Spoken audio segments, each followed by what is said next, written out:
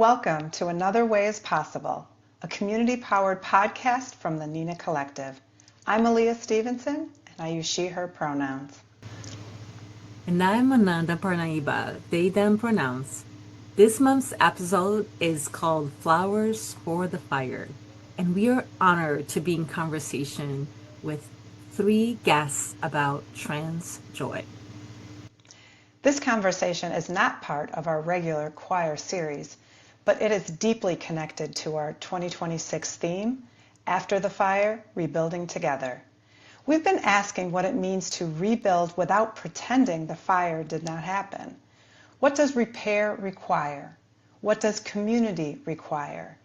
What does joy make possible when so much around us is designed to exhaust, isolate, or erase us? Today, we are centering trans joy, not as a slogan, not as a performance of happiness, not as a denial of grief or danger, but as something sacred, practical, embodied, and collective. Joy as a way of protecting life.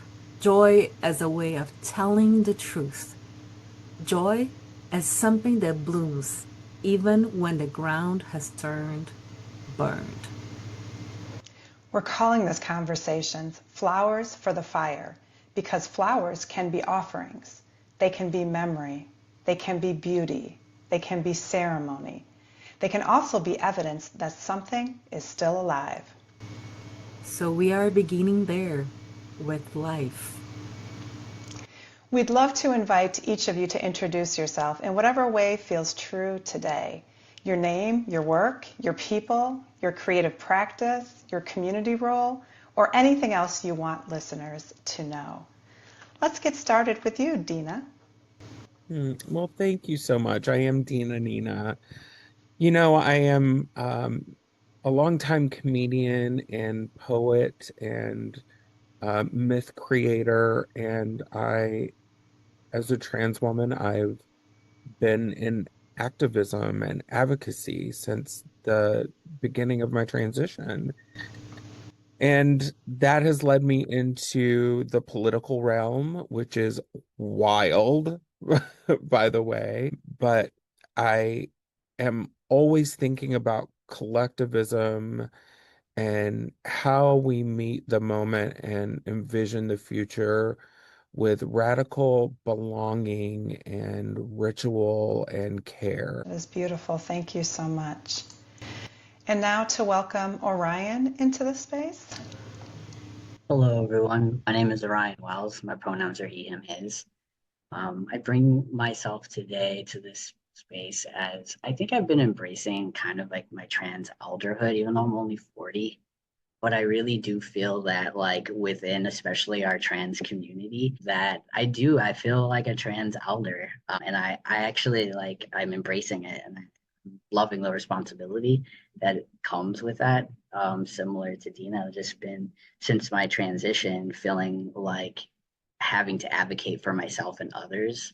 And then being 40 now, feels like I've kind of earned a little bit of stripes in that.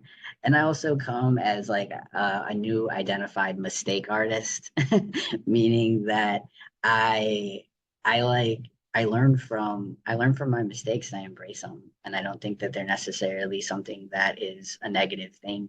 And I think that if you embrace them, you kind of can turn it into artistry. And I think that during this time of, like, when we talk about, fire and kind of this lack of control that we have, and I think that there could be an artistry to kind of riding those waves. So that's how I come today. Thank you, Orion. And welcome, Mo. Hi, thanks. My name is Mo Overby, they, them pronouns. And Orion, I totally feel the like elder-ish thing. I'm 37 and I've like thought that before, which is, I mean, we don't need to go into why that's a sad thing too. But I've also been thinking about that as like working with trans youth and like healthcare around trans youth in Wisconsin lately. So it's been a little bit more present, I suppose. But some things I'm bringing today, gosh. In terms of like movement work and organizing, I feel kind of like a worker bee type person who's just like, I'm here to like show up and do what needs to get done.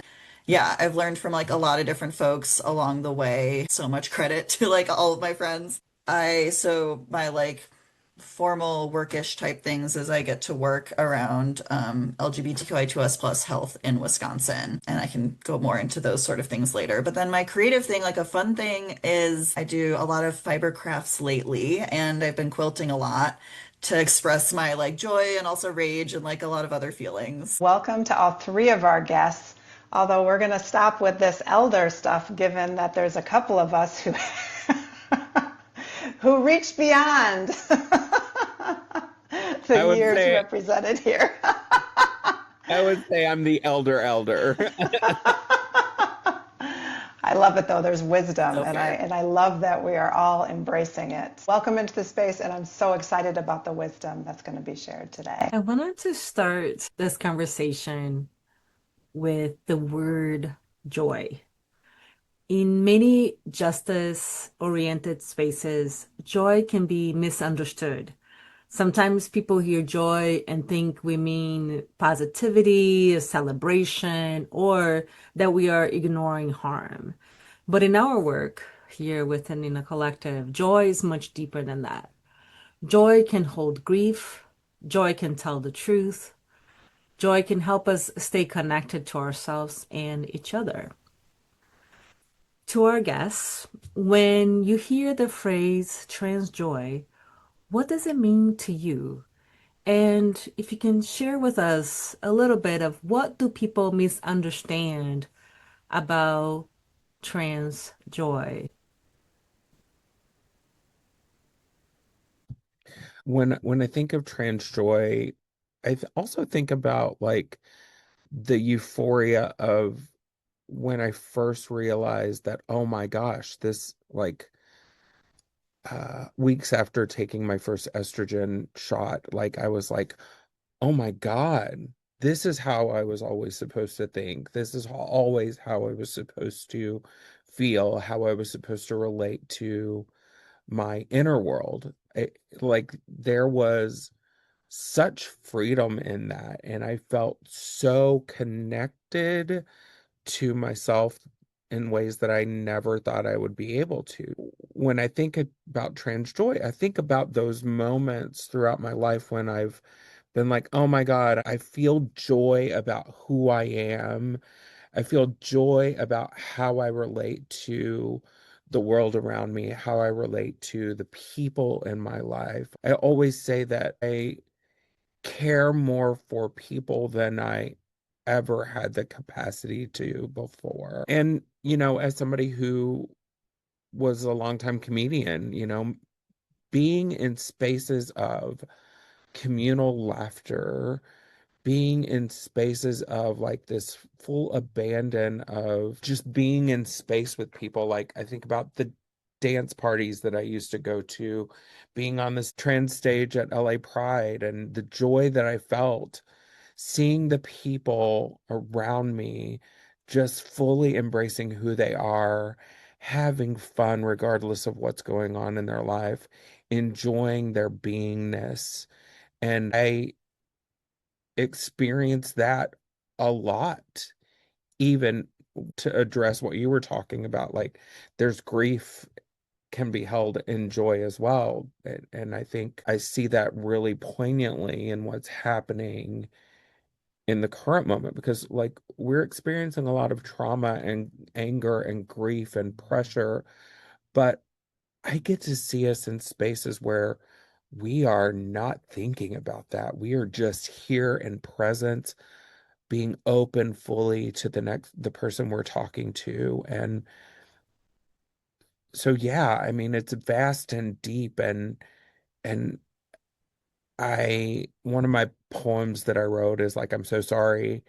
And I'm so sorry that so many people don't get to be trans, like I really, like it's the greatest gift that has ever been bestowed upon me. It's so cheesy and dorky, but it's true. No, thank you so much. There's so much gratitude and so much wisdom in what you've shared. It really ties into kind of what I was feeling in terms of, I think, people often think like the opposite of oppression is liberation, but it's actually expression. And it's our ability to express ourselves in all of those realms, whether it would be grief or happiness or anger. I think that's the thing that they try to rob us of, is our ability to fully see ourselves as full humans in our full expression. And so I think that the greatest thing that we can do is express ourselves, and the joy of being able to see our community show up with all those different expressions is beautiful to witness. And so I think that for me, when I think about joy for myself and joy for my community, it's getting full license to feel whatever it is that I'm feeling at that moment. Love all that. And yeah, I agree with everything said so far. And the parts that are really resonating with me, it's just like being in community. So being around, I mean, other trans folks is huge. Madison had like a Trans Joy Fest last month, semi recently, and that was just like lovely. And it was especially nice to see a bunch of folks. It was intentional time where I got to see a lot of folks who are just kind of in it right now. Obviously, a lot of like work went into putting this on, and there were probably some like stressors and things. Like nothing is all like la la la. There was no effort here, and everything went smoothly. But it was just nice to have like intentional space for people to like create. And there were young people, and there was like people singing, and there was like an open mic, and there were art projects, and just a lot of different ways to interact. I think other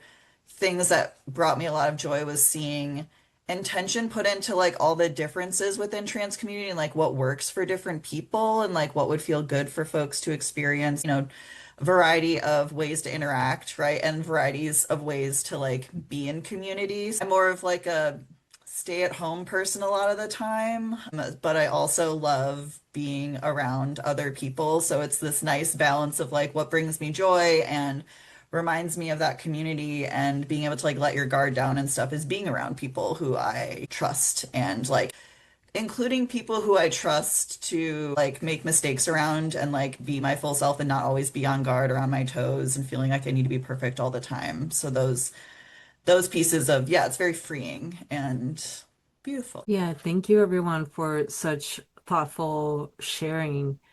I appreciate the bringing the community, bringing your people, bringing the people that have created space for you all to be who you are. I also deeply appreciate the returning home, this place where I know who I am and now I get to share who I am fully. Aaliyah and I have been having those conversations with folks, and I was really humbled by your sharing, because there were places that you all took us for joy that I would have not thought. And when I heard, I was like, oh, yes, that resonated. So thank you so much. The joy doctrine opens with a piece that is like an honoring of the ancestors. It's an honoring of the lineage of joy, the honoring of the modeling of the practice. I name traditions. I also name writers and folks who have really brought forth in their work, and even community organizing and movements even that are like inspired by joy. So I'm just so curious if there's someone that taught you something about joy or self-definition, these things that you're bringing forward. Where did you first learn it was possible? I have an answer that ties directly into the intro to the Joy Doctrine. When I was reading that, I noted you mentioned a lot of great like Black and Indigenous writers and poets and activists. And one person for me was Audre Lorde. When I was younger, I got to live in Audre Lorde Co-op here in Madison, which was a really beautiful experience. I ended up reading a lot of Audre Lorde's work, and we talked about a lot and tried to like live our values as a household around a lot of her work. I think it's in her work around like uses of the erotic where she talks about joy, but joy as like resistance and like needed basically for the long haul. These are summaries, not direct quotes. So I learned that through like Audre Lorde's writing, but also like all the people I lived with. It was a very intentional, like multiracial, multigender space. And I just was able to learn and grow a lot, like with and from my peers while I lived in that household, which was very sweet and meaningful. And there's many other people in my life who I've learned from along the way, but that one specific instance really stands out. I also learned Audre Lorde. Also, Audre Lorde alumni, and grew a lot from my experience there. And so learned a lot about co-ops. And I would say my work with youth, trans youth, has really anchored me. And a big part of working with them has also kind of helped me reparent myself. And I think that that has brought a lot of joy, is figuring out, like, I never got a boyhood, right? So it's trying to like rediscover those different pieces of myself. And then also like doing that from an adult perspective and getting to kind of dissect, well, what is boyhood and what does that mean to me? And what are experiences that I can kind of give myself to heal certain parts of myself? Because I saw young people doing that, and I saw young people being creative, and I was like inspired by this idea that we can start over at any point in our life to give ourselves new life. That's beautiful, Orion. Thank you. For me, there are kind of multiple things that I think about. One of them is my family of origin, which is wild because I also got a lot of trauma from them. Like it's very layered. I remember being in the room with my uncles and my aunts and how incredibly filled with laughter the room was. And I think about my aunt and my mother's relationship and how they would play kind of like harmless practical jokes on each other, and they would just cackle. And I also think about my lives before this incarnation. Like, I think I carried a lot of joy into this incarnation as we get a little woo now. But there's always been this fire of joy kind of burning inside me, even through the years of oppressive depression and painful realization of the trauma that I've lived through, and poverty and the ache of wanting to belong. But I always was able to find at one point or other this thing inside of me that reminded me that my joy is not temporary. My joy is not based on the things that happen to me. And I may not be feeling happy, but I always know that I have the joy and the gratitude. And I think for me, they're intrinsically stitched together. Like the joy and gratitude, and the gratitude that comes from joy and the joy that comes from gratitude kind of is always there. And I'm grateful when I remember to tap into it, because it it holds me, especially through the harder times. And I can be joyful even in the midst of wailing and bawling, you know, and I can be joyful in the moments where I feel incredibly great success. Dina Nina, that is the perfect transition into our next section. Because as you know, the title of this episode is Flowers for the Fire, which is inspired by your creativity and in alignment with our theme for this year. So we are living through a time, as we're all talking about, that trans people especially, and thank you for Orion for talking about trans youth, but trans women, black and brown trans people, disabled trans people, trans immigrants, are all being targeted in a very public and very organized ways.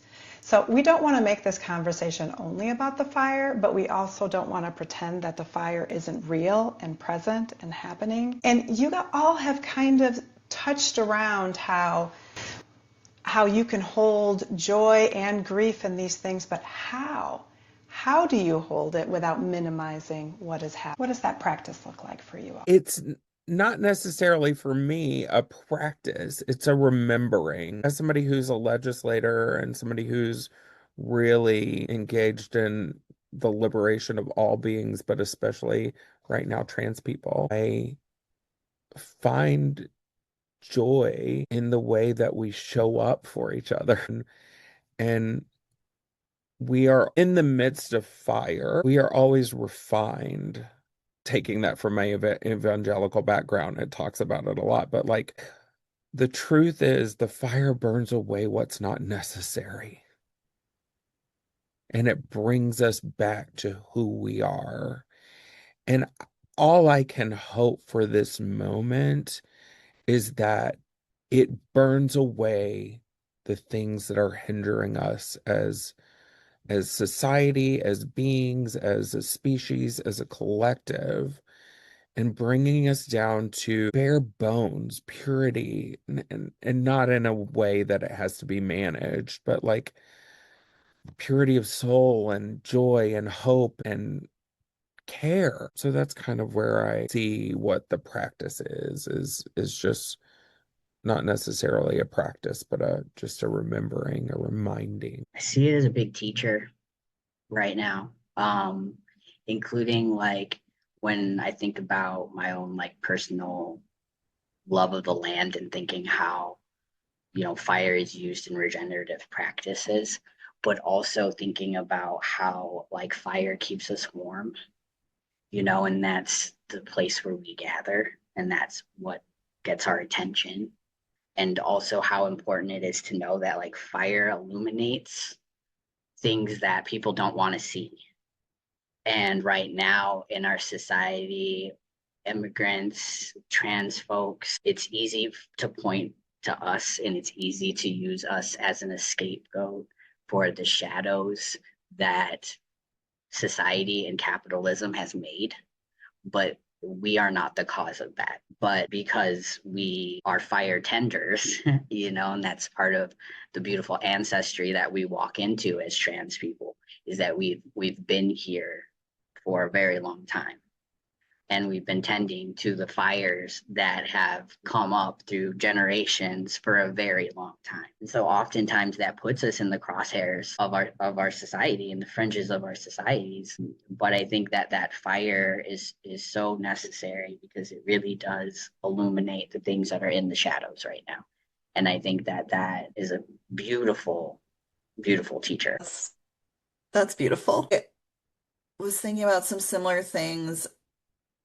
It's focusing on joy and holding joy and grief together. And I'm sure a lot of people feel this way. It's just necessity at this point. Whenever you're in like a place of despair, it can't last. Those kind of feelings are really rough and you will, burn up from them. So finding ways to get to a place where, you can hold the joy and the grief. I'm thinking a lot about specifically like suicide. And so like I've been like touched by that in my life. And also I think we're all familiar with all the, trans stats related stats around that. So just needing to find a way forward, holding the grief while also thinking I'm still here with my folks who are still here and we still need to survive together and take care of each other and make it through this. And it's just out of necessity. So it's just a piece of survival. Another piece I was thinking about as I was listening to you, Orion, just now was all these metaphors of fire and how I'm white and settler colonial, so try to take a lot of my practices not from those cultures, but learning more from indigenous and Black and brown cultures and folks. So I also love learning about land. I grew up on a farm. And another piece that I was thinking about with all of this, talking about fire and metaphor, is also how with intentional burning. So there's a difference between burns that happen that are chaotic and really harmful. So there's different ways to do intentional burning in terms of the smaller burns. So there are like cultural or indigenous burns, and those are more community centered and it's a slower process. Also, I'm not an expert here. This is just, me listening to podcasts and like learning from other people. And then there's like prescribed burns, which is more of like a Western way of doing things, and it's more about efficiency and paperwork and all these things. So there are obviously important things happening in that realm too, but just it's a very different way of going about things. And I think there's also a lot of lessons to learn from there in terms of how to intentionally burn it all down. I especially because there's all these debates around change, and I would love to just burn it all down and start anew, but that's not what's gonna happen. And also that there's a lot of harm that will be caused if we do things that way, if we're just recklessly tearing things down and not thinking about who will be impacted along the way. So I feel like that comparison with like cultural slash indigenous burns versus prescribed burns is another nice take home for me, at least, especially when I'm in a place of rage and just really mad at systems.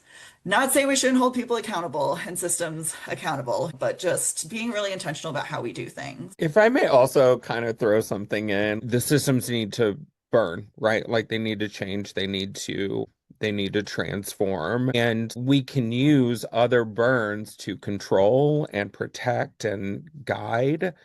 And I think about controlled burn a lot. Like, how do we burn a system down with while protecting as much as possible? And so that I think that's a beautiful way of tying that together. Orion was talking was everything that's happening right now is a fear of them looking their liberation in the face. They're so terrified and they burn with anger because they're scared to look their liberation in the face. And I think the trans community, all of us, are a depiction of their liberation, their freedom from feminine beauty standards, their fear of masculine toxicity that they have to hold on to.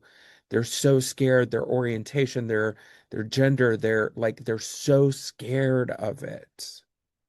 They don't want it to burn because they're holding on to. Like, I think about when a house burns down and we lose all these things that show us memory or remind us of things, and they are scared to lose those things in the fire.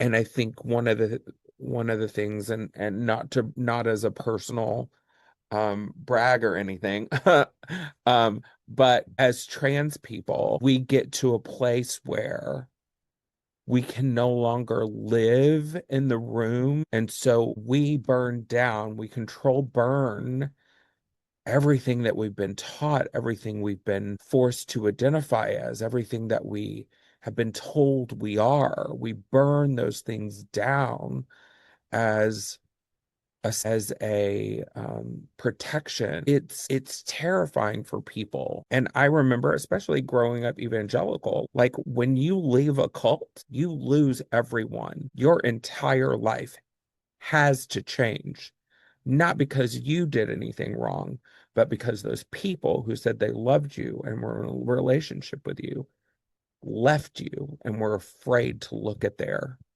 liberation. Wow, I'm breathing through all the beautiful weaved connections you were making, really noticing my humanity and also reflecting this moment. I really appreciate the connections to the fire. For those of you that know the work of Nina, there's a flame inside of our logo. The fire has been with us from the very, very beginning. And this moment, really thinking about what's our relationship to the fire, has that relationship been, and what will look like moving forward as we begin to thinking about moments of rebuilding ourselves, rebuilding each other collectively, and rebuilding the structures that support us humans.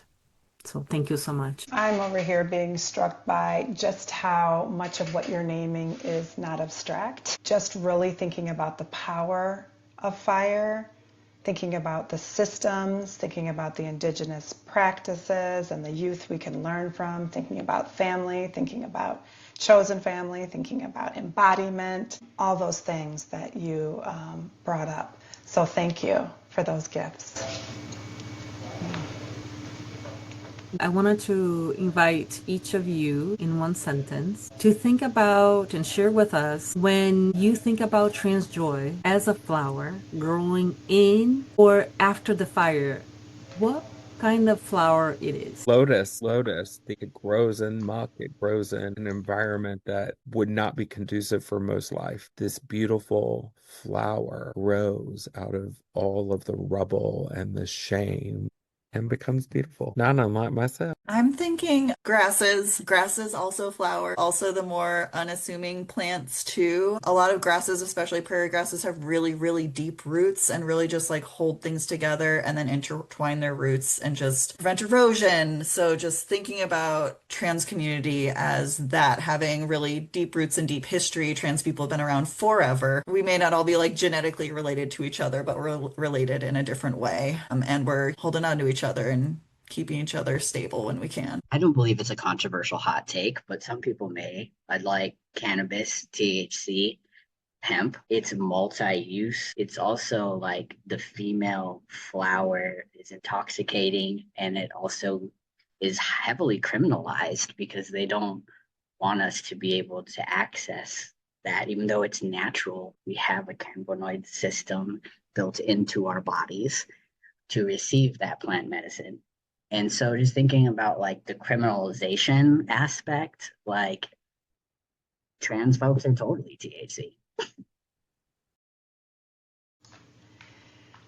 I love that question and every single answer. That feels like a beautiful place to pause. In the next part of our conversation, we'll talk more about rebuilding, what trans communities are teaching the rest of us, and what solidarity has to look like beyond statements of support.